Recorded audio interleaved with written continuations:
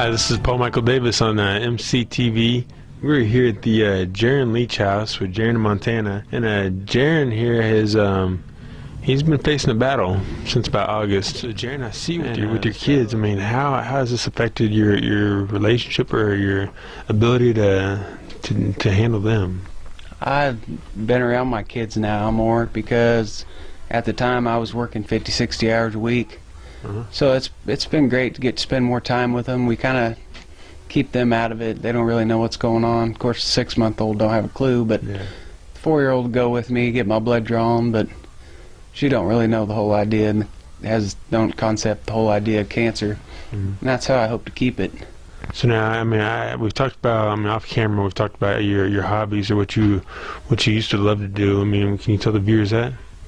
Yeah, before I got sick, I had a lot more free time to go fishing, hunting, shooting guns, riding four-wheelers. My dad lives out in the middle of nowhere, and we did a lot of riding. And so how does that mean, going from that outdoor life to this? I mean, has that been? Have you been handling that?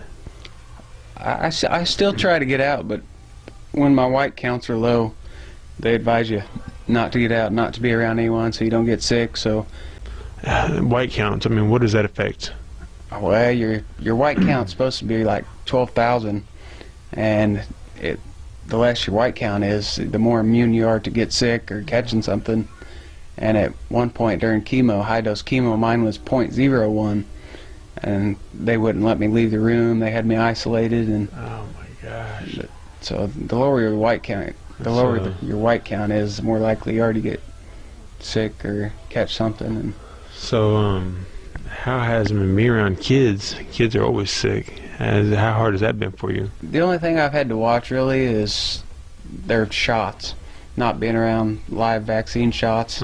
Other than that, they can put me on antibiotics. I'm not gonna not be around my kids, so just been real fortunate that I haven't got sick a lot, besides from the chemo. And so, what did you feel? I mean, when they first told you that you had cancer? I was in denial. I didn't really believe it. At 22 years old, feeling invincible, you know, I just figured it was a mistake or something else going on. So, I mean, what were the first words that you said to them, though? I couldn't even tell you. I was probably speechless, and Montana was in the truck, out in the truck, so I went out and got her and told her, and we went back in and talked to the doctor, and she just told us it wasn't for sure, but said they're pretty sure that it's, by the size of the lymph nodes, that it's most likely cancer. What did you tell your parents or your family? I told them that there's a chance I might have, which at the time we thought it was lymphoma, but it told them I had cancer, and they was all in denial because all my family lives to be 90 and healthy, and this is all new. And everyone was very well in shock. So it's not hereditary. There's nowhere in your genes. They say it's hereditary, but it's, my doctor in Olathe, Dr. Lee, said he's never seen the same family member get the same disease. So it's definitely something new to our family, and unfortunately a lot of families have to deal with it. And I bought both the girls bigger antique trunks, and I bought them both the first small pink .22 rifle and a couple little fishing poles, and just been filling it with small stuff, necklaces and stuff. Or if the worst case happens, they got stuff they can remember. Dad bought it for them, and I'm gonna keep filling it and hope for the best. But if not, then they'll have a trunk full of stuff they can remember me by. And I got little notebook diaries I've been writing in to just write to them something they can read. What do you do? I mean, journal. I mean, how do you release yourself? I mean, like a lot of people, they go run, or they go work out, or they write poetry. What is your release for this? I mean, I don't know if there really is a release. You know, I've been pretty confident through it all, and I haven't really let it get to me mentally. There's definitely times where you get angry and sad, but I've just been sitting down writing. I've got about 20 pages wrote to my oldest in a notebook, just telling her about me and us and some of the good times we have, and just started writing in my younger daughter ones, and just anything I can do to make it easier on them if the worst happens. And I want to keep everyone positive and make sure something good comes of all this. So now, Jaron, I mean, a lot of people, a lot of people that I've known, or a lot of people that I've heard about, in not even similar situations, but in situations to where they're going through a tough time, or even if they're just having a bad day, they say, why me? What? And I haven't heard you say why me at anything. I haven't heard you whine, complain, and even try to even a little bit throw a pity party. You've been, I mean, what drives you through that? What pushes you through? I mean, not feeling sorry for yourself. There's very many people who have a way worse off than I do.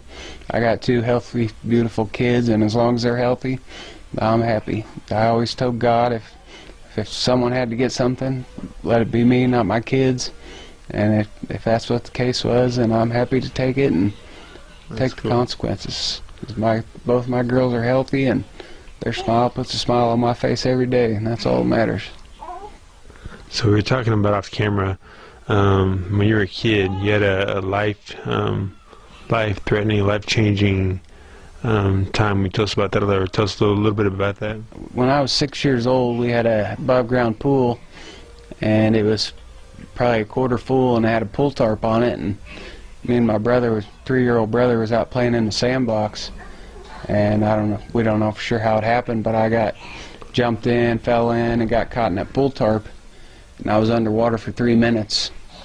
And my 3-year-old little brother went to the front door and banged on the door and got my mom's attention. And my mother went out, pulled me out of the pull tarp, gave me CPR until the ambulance showed up. The ambulance showed up, took me to Ottawa. They life-flighted me to Children's Mercy, put me in a coma for 3 or 4 days, and I was the one out of the 5. There was 5 kids there that had drowned that weekend, or near drowning, and I was the only one that made it. So I've definitely used a few lives. And so you told me that you've had how many years? How many years since that? 17? I was 6 years old, so it's been about 17 years that I've had extra to live. The weight of your heart ain't nothing at all. I'm standing alongside now, and I am about to let you spoil all opportunities,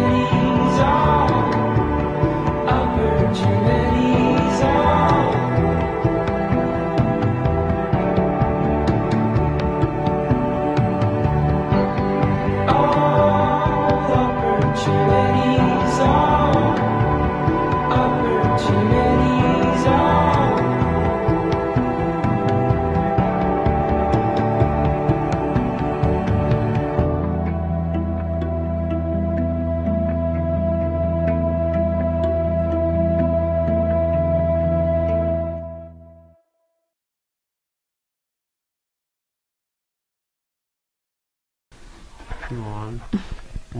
See, we're not professional. No. opportunities.